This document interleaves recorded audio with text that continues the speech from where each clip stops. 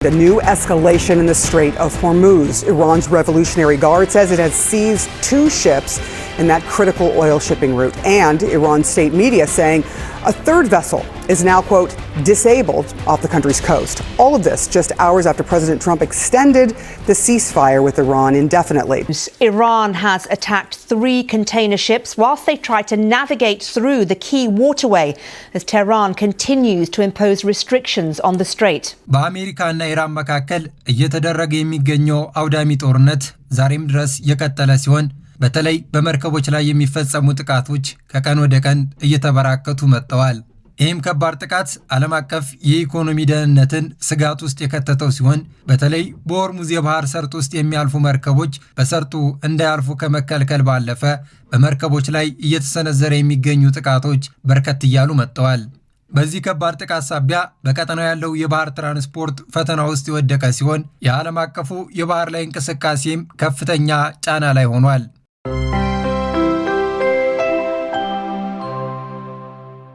በትናንትናው ዕለት በሆርሙዝ የባህር ሰርጥ የሚያልፉ 2 የንግድ መርከቦች በኢራን መንግስት መያዛቸውን ለኢራን መንግስት ቅርብ ነው የሚባለው ታስኒም የዜና ወኪል ገልጿል። መርከቦቹ በአካባቢ ያለው የባህር ላይ የትራፊክ ደህንነትን አደጋ ላይ ጥለዋል በሚል በቁጥጥር ስር መዋላቸውን የገለጸው የዜና ወኪሉ የኢራን የባህር ኃይልም መርከቦቹን በቁጥጥር ስር ከዋለ በኋላ ለተጨማሪ ምርመራ ወደ ኢራን ግዛት መውሰዱም ተገልጿል። እስካሁን መርከቦቹ በምን ሁኔታ ላይ እንደሚገኙና የየትኛው ሀገር መርከብ እንደሆኑ እንዲሁም በመርከቦቹ ላይ የነበሩ ሰራተኞች የት እንደሚገኙ ዝርዝር መረጃ አልተሰጠበትም። Iran's Revolutionary Guard Corps has seized 2 cargo ships after attacking vessels in the Strait of Hormuz. Tasnim news agency says the Navy has seized the Epaminondas and the MSC Francesca off the Iranian coast near Sidik. Iran accuses the vessels of operating without authorization and manipulating navigation systems. These vessels have been transferred to the territorial waters of the Islamic Republic of Iran for inspection of their cargo and documents. The IRGC Navy once again emphasized that any action aimed at disrupting the implementation of the laws announced by the Islamic Republic of Iran regarding transit in the Strait of Hormuz as well. በኢራን መንግስት የታገቱት መርከቦች በሰርጡ ላይ ያለው ጫና ይበልጥ ከፍ እንዲልና ስጋቶች እንዲበራከቱ አድርጎታል።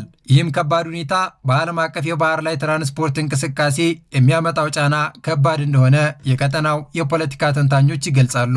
በሌላ በኩል በትናንትናው ዕለት ደግሞ በዚሁ የሆርሙዝ የባህር ወሽመጥ ላይ በ3 ኮንቲነር ጫኝ መርከቦች ላይ ጥቃት መፈጸሙን የብሪታንያ የባህር ትራንስፖርት ማዕከል ዘግቧል። ድርጅቱ እንደዘገበው የኢራን አብዮታዊ ዘብ አባል ናቸው ተብለው የሚገመቱ ታጣቂ ኃይሎች ረቡዕ ጠዋት በሆርሙዝ አቅራቢያ በ3 መርከቦች ላይ ጥቃት እንደተፈጸመና ጥቃቱ የተፈጸመባቸው መርከቦች የግሪክና የተባበሩት አረብ ኤምሬት ንብረት እንደሆኑ የገለጸ ሲሆን እስካሁን በሰው ሕይወት ላይ የደረሰ ጉዳት ባይኖርም በአንደኛው መርከብ ላይ ግን ከፍተኛ ጉዳት መድረሱን የብሪታንያ የባህር ትራንስፖርት ማዕከል ገልጿል። ምንም እንኳን ኢራን እነዚህ ድርጊቶችን መፈጸሟን በይፋ ባትገልጽም የምዕራባውያኑ ሀገራት የደህንነት ኤጀንሲና የአሜሪካ የባህር ኃይል ጥቃቱ በኢራን እስላማዊ አብዮታዊ ዘብ መፈጸሙን የሚገልጽ መረጃዎች እያወጡ ይገኛሉ።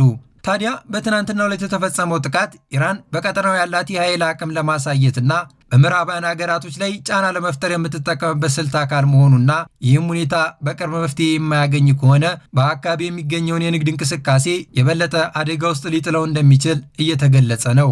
በእነዚህና ሌሎች አዳዲስ ጥቃቶች በአካባቢ ያለው የደህንነት ሁኔታ እጅግ አሳሳቢ ደረጃ ላይ መድረሱን የገለጸው አልጀዚራ ይህ ክስተት በዓለም አቀፍ የንግድ መስመር ላይ በተለይ በነዳጅና በሸቀጣሸቀጥ አቅርቦት ላይ ከፍተኛ ቀውሶችንና ጉዳቶችን እያደረሰ እንደሚገኝ ዘግቧል።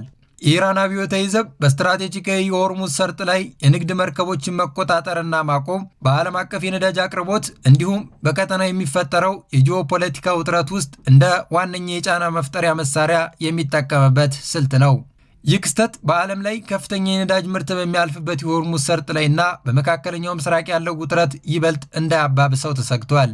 በመርከቦቹ ላይ ጥቃት የተፈጸመው የአሜሪካው ፕሬዝዳንት ዶናልድ ጄ ትራምፕ በፓኪስታን አደራዳሪነት የመጣውን የተኩስ አቁም ስምምነት ላልተወሰነ ጊዜ እንዳራዘሙትና የኢራን ወደቦችን ዝግ አድርገን እንቀጥላለን ብለው በትሩዝ ሶሻል ሚዲያቸው ላይ ከለጠፉ ከሰዓታት በኋላ መሆኑ ሁኔታውን ይበልጥ ውስብስብ ያደርገዋል።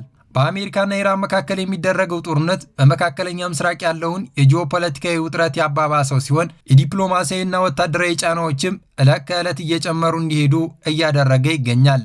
በዚህ የአሜሪካ የተኩስ አቁም ማራዘም መልካም ሆኖ ሳለ እስካሁን ድረስ የሆርሙዝ ሰርጥ አለመከፈቱ ግን ሁኔታው በጣም ከባድ እንዲሆን አድርጎታል ተብሏል። የኢራንን አቋም የሚያሳየው ግጭቱ ከወታደራዊ ጦርነት ወደ ኢኮኖሚያዊ ጦርነት መድረክ ማሸጋገሯ ሲሆን በዚህ ውጥረት በበዛበት ወቅት አሜሪካ ሆርሙዝን ማስከፈት አለመቻሏ ለኢራን እንደ ትልቅ ድል ተደርጎ እየተቆጠረላት ነው። አሁን ላይ በሆርሙዝ ሰርጥ በመርከቦች ላይ እየደረሰ ያለውን ጥቃት ለመቋቋም የተለያዩ ጥምረቶች እየተፈጠሩና ከዚህ በፊት የነበሩ ጥምረቶችም እየተጠናከሩ ነው። ለአብነት ያክልም በአሜሪካ የሚመራውና የኢንተርናሽናል ማሪታይም ሴኩሪቲ ኮንስትራክተር በመባል የሚታወቀው ጥምረት አንዱ ሲሆን ይህም ጥምረት አሜሪካን ጨምሮ ብሪታንያ፣ አልባኒያ፣ ባህሪን፣ ሮማኒያ፣ ሳውዲ አረቢያና የተባበሩት አረብ ኤምሬትን በመያዝ እየተንቀሳቀሰ ይገኛል። የዚህ ጥምረት ዋነኛ ስራው የንግድ መርከቦች በሆርሙዝ ሰርጥ በኦማን ባህርና በፋርስ ባህረ ሰላጤ ሲያልፉ በጦር መርከቦች ማጀብና የክትትል ስራዎችን መስራት ዋነኛ የጥምረቱ ስራ ሆኗል ተብሏል።